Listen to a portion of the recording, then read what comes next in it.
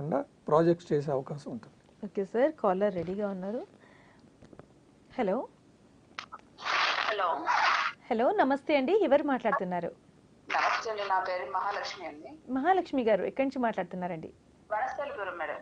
Okay అండి, ఈరోజు మన సిటీ విజన్ ప్రాపర్టీ షోస్లో మనతో పట్టున్నారు ఎస్&ఎస్ property real estate private limited Vijay Sai గారు మనతో పట్టున్నారు. మరి మీకు కూడా ప్రాపర్టీస్ గురించి, అంటే హైదరాబాద్లోనే ఉంటున్నారు కాబట్టి హైదరాబాద్లో ఏ రంగానికి రియల్ ఎస్టేట్ చేరిందో అది మీకు కూడా తెలుసు. మరి మీకు కూడా ఎలాంటి డౌట్స్ ఉంటే మాత్రం ఖచ్చితంగా అడగండి. ఓకే అండి, నమస్కారం సార్. నమస్తే అండి. సార్, ఎందుకంటే ఇప్పుడు హైదరాబాద్ అనగానే మధ్య తరగతి వాళ్ళు ఇల్లు కొనుక్కున్న వాళ్ళ కళ అయితే ఆ కళలాగే మిగిలిపోయిందండి. ఎందుకంటే కొనుక్కుందామని అనుకుంటా మేము కొంచెం అమౌంట్ ఇచ్చేసుకొని మళ్ళీ తీసుకుందాం అనే లోపల మళ్ళీ రేట్లు పెరిగిపోతున్నాయి. ఇలాంటి వారు నాలాంటి వాళ్ళు చాలా మంది ఉన్నారనమాట. అంటే ఇప్పుడు మేము ఇట్లా తీసుకోవాల్సి వస్తే ఎలా తీసుకోవాలంటారు సార్?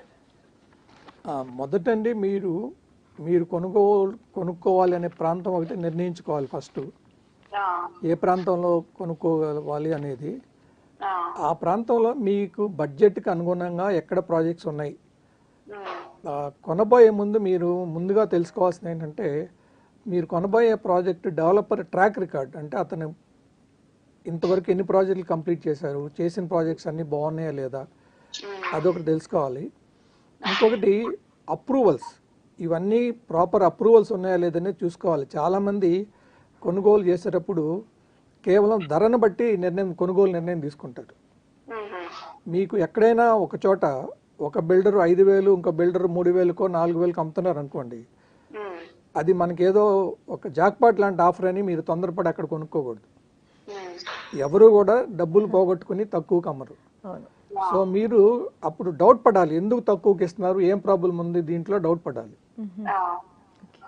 సో అప్పుడు మీరు వెరిఫై చేయాల్సింది ఏంటంటే, వీళ్ళ దగ్గర అప్రూవల్స్ అన్నీ సరిగ్గా ఉన్నాయా లేదా, డీవియేషన్స్ లేకుండా ప్రాజెక్ట్ కడుతున్నారా లేదా, ఈ రెండు విషయాలు. ఈ డెవలపరు ఇదివరకు చేసిన ప్రాజెక్ట్స్ ఏంటి, వీటి గురించి మీరు విచారించి తెలుసుకుని అప్పుడు ఒక కొనుగోలు నిర్ణయం తీసుకోవాలి. ఓకే సార్, అంటే ఇదివరకు ఒకసారి అట్లాగే అయింది సార్, మోసపోయాము. కాకపోతే మా అదృష్టం అయితే కొంత అమౌంట్ మాత్రమే కట్టి కొంచెం ఇది అయ్యామనుకోవాలి. కొంచెం అన్ని చూపించారు, అన్ని జాగ్రత్తగా ఉన్నాయని చెప్పారు, రేరా ఉంది, అన్ని బాగానే ఉన్నాయి. ఇంకప్పటి నుంచి మాకు హైదరాబాద్ లో ఒక ఇల్లు కొనాలి, స్థలం కొనాలన్నా కూడా భయం వేస్తుంది. రెరా ఉన్న ప్రాజెక్టులో మీకు అలాంటి ఇబ్బందులు రావండి. రెరా వచ్చింది అంటే ప్రాపర్ అప్రూవల్స్ అన్నీ ఉండుంటవి. మరి అలాంటి వాటిలో ప్రాబ్లమ్స్ వచ్చినట్టు ఇప్పటి వరకు మేము వినలేదు. మరి ఎక్కడ కొన్నారు మీరు? తీసుకుందాం అనుకున్నాను సార్, శంషాబాద్ వైపు సార్. ఓకే, రెరా ప్రాజెక్ట్ అంటే ప్రాపర్ అప్రూవల్స్ అన్నీ అయిపోయిన తర్వాత రెరా అప్రూవల్ వస్తుంది. రెరా అప్రూవల్ ఉన్న ప్రాజెక్ట్లో ప్రాజెక్ట్ మొదలై ఉంటే మోస్ట్లీ ఇబ్బంది ఉండకూడదు.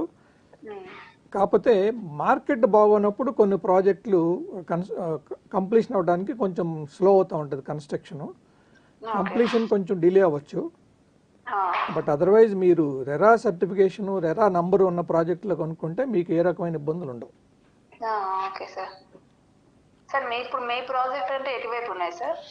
మాది ఇప్పుడు రాబోయేది మామిడిపల్లి అండి, ఎయిర్పోర్ట్ దగ్గర మొదలు పెట్టబోతున్నాం. శంషాబాద్ ఎయిర్పోర్ట్ దగ్గర. Okay sir. అక్కడ ఒక 4-5 months లో మొదలవుతుందండి ప్రాజెక్ట్. ఎక్కడ సార్ ఎయిర్పోర్ట్ అంటే? బేగంపేట, మన శంషాబాద్ అండి. శంషాబాద్ అండి. శంషాబాద్ వైపు. ఓకే.